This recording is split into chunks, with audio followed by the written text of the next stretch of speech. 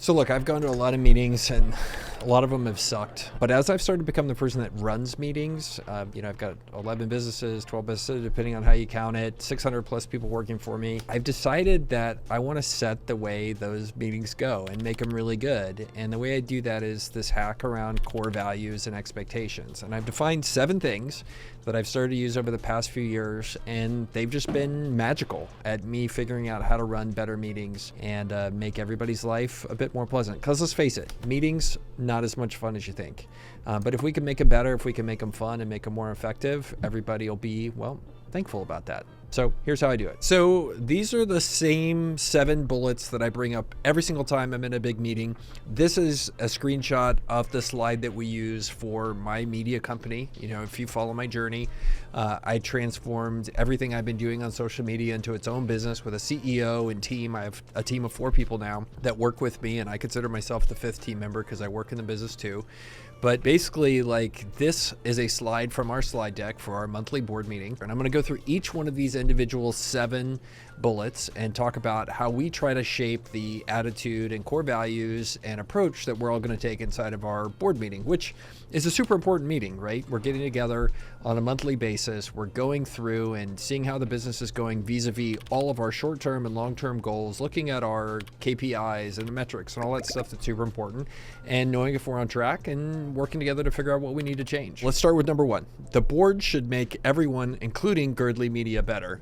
And that's a pretty loaded sentence. What that sentence actually says is, this is not about a win-lose situation, right? We're not expecting individuals to sacrifice themselves too much for the company. We're also expecting that we're all working together on a similar mission. We're all trying to make the company be the best it possibly can be. And so this board that we're having, the board meeting, each team member, the meeting itself, it's all about doing something that we're all aligned to understand is the thing that's brought us together, which is achieving our mission. And the way we achieve our mission is by getting better. And ideally, people come in, they get feedback, they get insights on stuff. The company gets feedback and insights on stuff, leadership, plans, everything gets adjusted and gets made better. And by spending this hour together, we get a huge return on investment by starting one way and finishing slightly better. And I think the message implicit in this is super important, because ultimately the businesses that win are not the businesses that make it so they win and the employees lose. The employees need to get something out of it as well, and the teammates need to be growing. The teammates need to be working on something inspiring. And so that way, implicit in this sentence is, I think, something pretty beautiful, and every business and meeting should achieve that goal. Okay, be direct but kind. All right, there are tons of environments where people are direct but unkind, right? We've all worked with coaches like that, or like a sports team where a coach was kind of a tyrant, or you've had a boss who was unkind to you and really mean. We're going to be direct with each other, and we're going to speak our minds, and we're going to speak plainly, and we're going to be honest with each other and speak with a level of mutual trust and respect. But we're not going to do it in a way that's super mean. And I think people oftentimes end up on one or either side of this equation. Either they're too nice and they don't speak their mind and they don't tell the truth to people, and things don't get done and things don't get better, and it's kind of just a kabuki theater of BS. Or you end up in an environment where people are too direct and they think, well, this is a direct style environment, so I'm just going to be mean to somebody. And I fundamentally believe that you can put in just a little bit of extra effort, choose the right words, and be direct with somebody, but also be kind to them. And kind is different than being nice, right? Kind is actually doing what's best for the other person, even if it's sometimes a sacrifice for you. Nice is, oh, okay, well, this person's got it wrong or whatever. I'm just going to be nice and let him keep doing that stuff.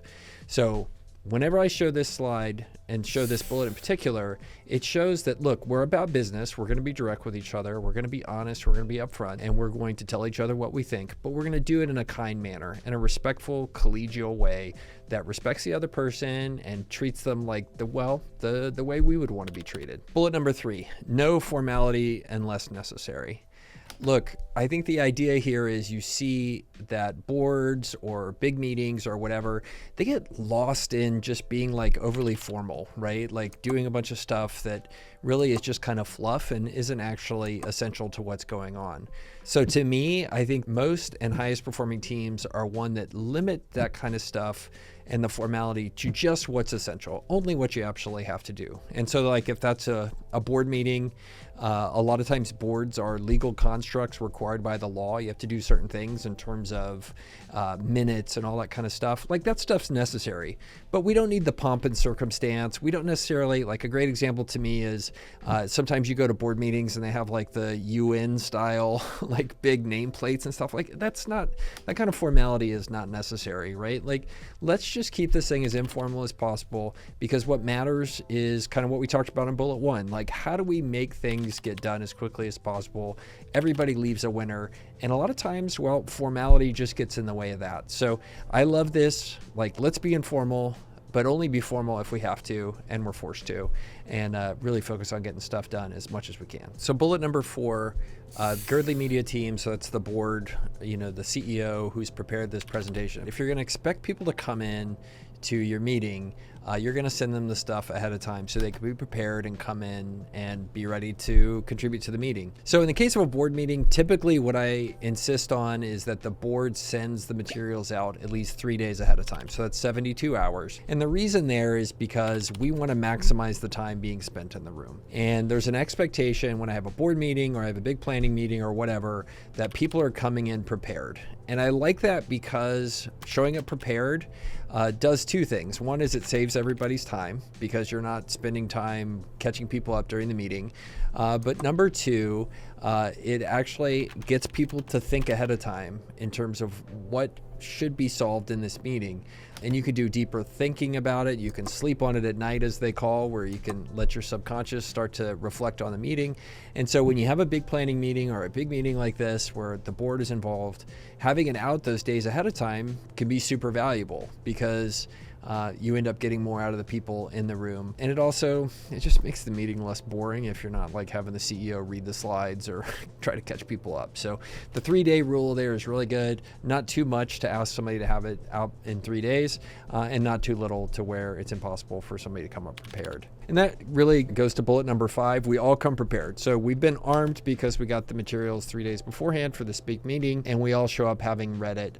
And that just makes the meeting so much better if everybody takes it seriously and they've read the stuff ahead of time and they all come, ready to do the business at hand. All right, being 100% present. I love this core value and expectation for a big meeting. It is very easy for people to be on their devices, to be on their cell phone, to be off thinking about what's going on in the clouds behind everybody in the conference room. But when you say that we're going to expect everybody to be 100% present, that just defines this expectation that we're going to have a level of mutual respect. And the mutual respect is we're here on a mission together. Somebody organized this meeting. We got all the materials out 72 hours ahead of time. And if you say we're going to be 100% present, that means that people focus on what we're doing, and that just means so much for the people that did the work to bring this issue at hand. And look, if we're taking a level of the entire team, like if we're trying to spend all of that company money on us being together to focus on a problem or a set of problems at hand,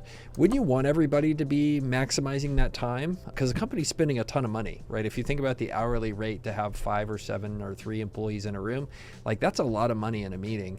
And the best way to make sure those meetings go well is to be, 100% present. So I expect this of people, and I love this one, be 100% present. And not only does it set expectations for the people in the room, but also sets expectations for the people who, potentially are running the meeting. And lastly, like the expectation that I put down is this should be fun, right? I think so many people get it wrong that business has to be all business and shouldn't be fun when you're doing stuff. And look, that doesn't mean that it's all going to be bouncy houses and rainbows and unicorns and the same kind of fun that you're going to have when you're with your family or Six Flags or Disney World or something like that. But we can make work enjoyable. That means there's opportunity for levity, for jokes, for smiling, for asking how the other person's doing as a person, right? And understanding that we're each human beings. All of that is an opportunity to make it as delightful as possible, despite it being work. All this put together is really just my shortcut and secret weapon to have great meetings, especially when they're big important meetings, and to set the tone for them. Tell me what you think in the comments below, and on to the next one.